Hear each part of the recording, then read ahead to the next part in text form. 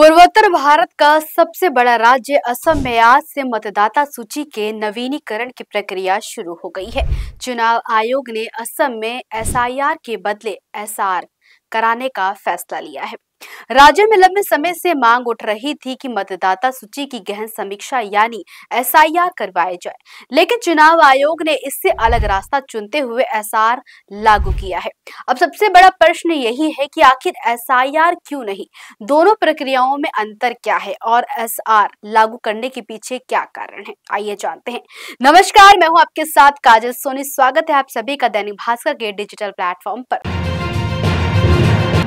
चुनाव आयोग ने 17 नवंबर को असम में वोटर रोल के स्पेशल रिवीजन का ऑर्डर दिया था। पोल पैनल ने एक बयान में कहा कि असम की फाइनल वोटर लिस्ट 10 फरवरी 2026 को पब्लिश की जाएगी। ये घोषणा 2026 में होने वाले असम असेंबली इलेक्शन से कुछ महीने पहले हुई है। एसआईआर कराने के पीछे मुख्य वजह यह है कि प्रदेश में रहने वाले लोगों की नागरिकता को अदालत में कई केस पेंडिंग होना है। एसआईआर से अलग कैसे है, ये भी जानते हैं। चुनाव अधिकारियों के मुताबिक स्पेशल रिवीजन सालाना स्पेशल समरी रिवीजन और वोटर रोल के स्पेशल इंटेंसिव रिवीजन के बीच का मामला है। ये एक तरह से स्पेशल समरी रिवीजन का अपग्रेड वर्जन है। इस प्रक्रिया के तहत एसआईआर की तरह गिनती के फॉर्म के बजाय बूथ लेवल के अधिकारी पहले से भरे रजिस्टर पर वोटरों को वेरीफाई करेंगे। एसआईआर क्यों नहीं है? पूर्वोत्तर भारत का सबसे बड़ा राज्य असम जनसंख्या संरचना के हिसाब से संवेदनशील राज्य है। असम में एनआरसी, नागरिकता और माइग्रेशन से जुड़े जटिल मुद्दे हैं। एसआईआर अत्यधिक गहन और दस्तावेज आधारित प्रक्रिया होती है, जिससे बड़ा विवाद खड़ा हो सकता था। इसलिए आयोग ने एसआर जैसे कम कठोर लेकिन प्रभावी मॉडल को चुना है। विवाद और भ्रम से बचने की रणनीति एसआईआर में व्यापक दस्तावेज वेरिफिकेशन, नई form, door to door recording जैसे कदम शामिल होते, जिसमें जनता में भय या प्रतिरोध बढ़ सकता था। एसआर अपेक्षाकृत सरल और स्वीकार्य है। एसआर शेड्यूल क्या है, ये भी जान लेते हैं।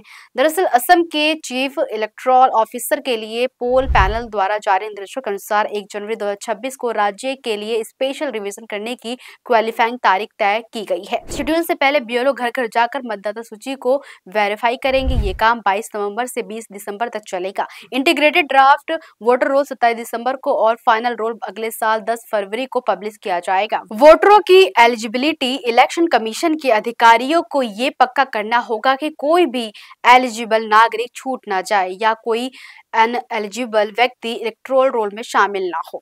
इस काम के दौरान पोल अधिकारियों के लिए ये जरूरी है कि भारत के संविधान के आर्टिकल 326 और representation of the people act 1950 के सेक्शन 16 और 19 के अनुसार हर एलिजिबल व्यक्ति को वोटर के तौर पर एनरोल किया जाए।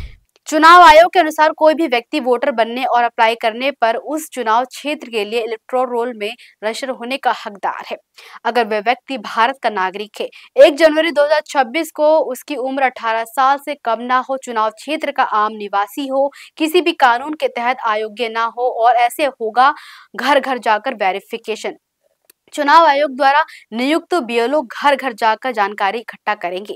एक से ज्यादा एंट्री मर चुके वोटर हमेशा के लिए शिफ्ट हुए वोटर की सूची अपडेट कर नए सिरे से एंट्री करेंगे।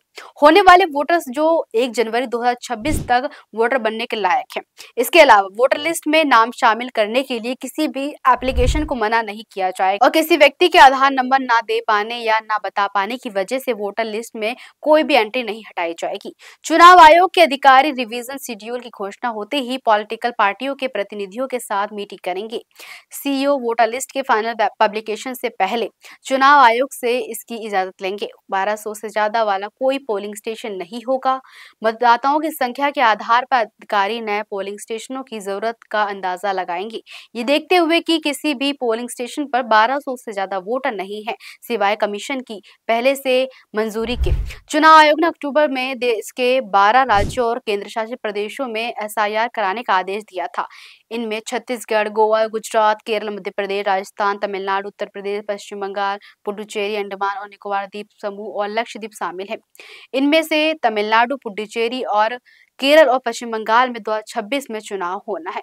खैर, इस पर आपकी क्या राय है, मुझे कमेंट सेक्शन में जरूर बताइएगा। देखते रहिए दैनिक भास्कर डिजिटल। राजनीति हो या क्रिकेट, देश विदेश की ब्रेकिंग हो या आपके मोहल्ले की बड़ी खबर, सब मिलेगा एक ही ऐप में, सबसे तेज और भरोसेमंद। अभी डाउनलोड करें दैनिक भास्कर डिजिटल।